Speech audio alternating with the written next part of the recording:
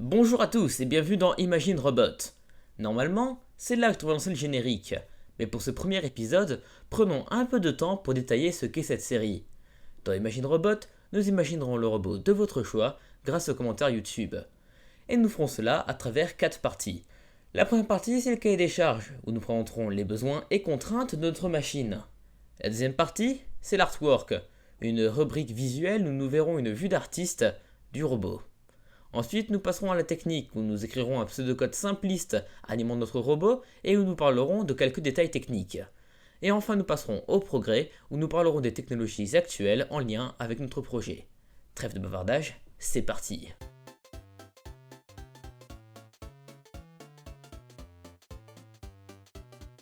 Pour ce premier épisode, j'ai choisi un concept plutôt simple, le livreur de pizza. Comme la tradition le veut, dans le monde de la robotique, donnons-lui un nom anglophone, et j'ai tout simplement opté pour Home Pizza. Décomposons notre objectif en plusieurs étapes et analysons les besoins un à un. Nous devons déjà embarquer les pizzas, et nous avons donc besoin d'un espace de stockage capable de retenir les commandes de leur chute. Le robot roulera ensuite jusqu'à chez le consommateur. Il aura donc besoin de roues et d'un système de conduite automatisé. Une fois arrivé, il montera les escaliers.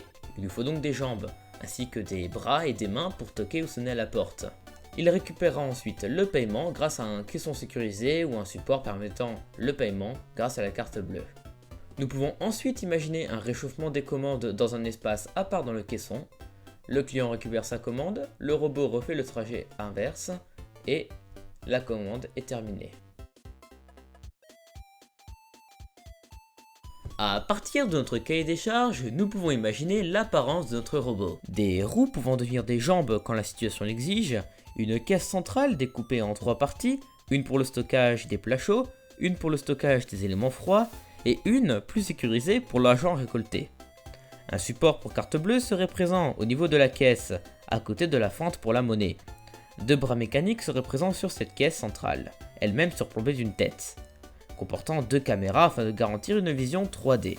2 micros servant d'oreille et un haut-parleur servant de bouche seraient eux aussi présents. Voici donc une représentation du livreur. Il est désormais temps de donner vie à notre machine par le biais d'un algorithme.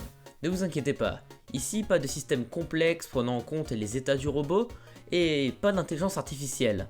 Enfin, pas dans cet épisode. La longue étape qu'est la programmation est simplifiée afin de permettre une compréhension par tout le monde.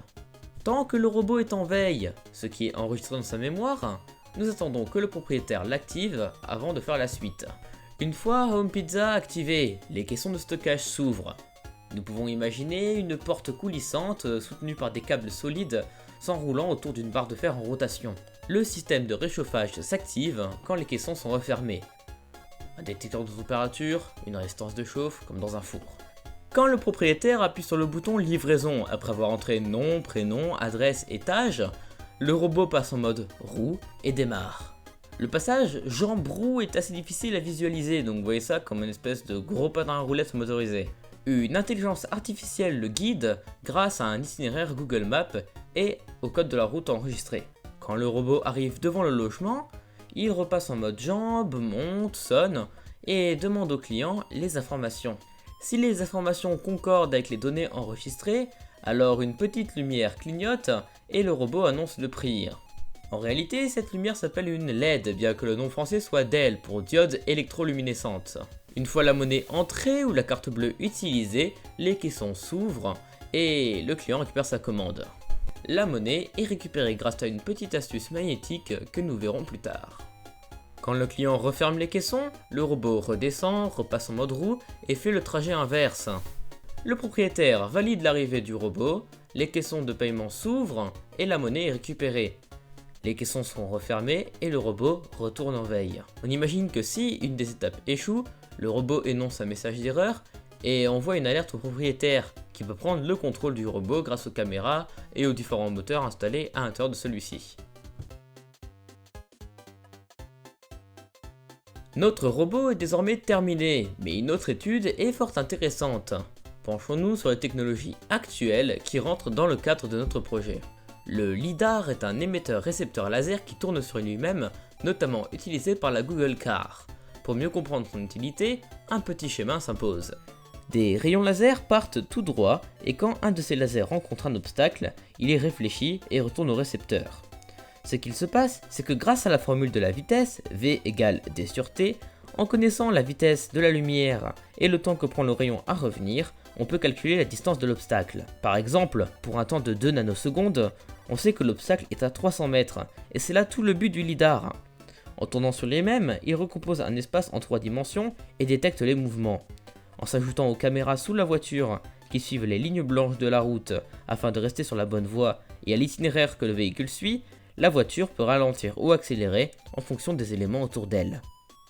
Une caméra frontale est aussi présente sur le devant de la machine, et là c'est un traitement d'image plus ou moins basique qui est utilisé. En effet, grâce à une distance moyenne entre un feu routier et la voiture, ainsi qu'une hauteur moyenne de ce feu, on peut déjà éliminer une partie de l'image pendant le traitement. Il ne reste qu'à détecter les hautes valeurs de rouge, de orange ou de vert, et à comparer les zones détectées avec un filtre chapeau mexicain, qui ne garde que les hautes valeurs entourées de valeurs plus petites, ce qui est le cas vu que le feu routier en lui-même est généralement noir ou gris.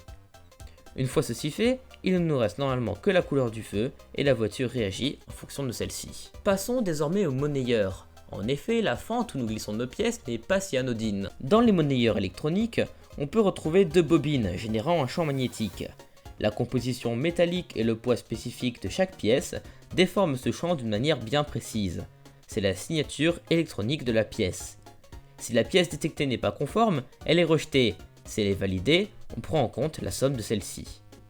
J'aurais aussi pu parler des robots humanoïdes, mais le sujet est tellement vaste qu'il mérite une vidéo à lui seul.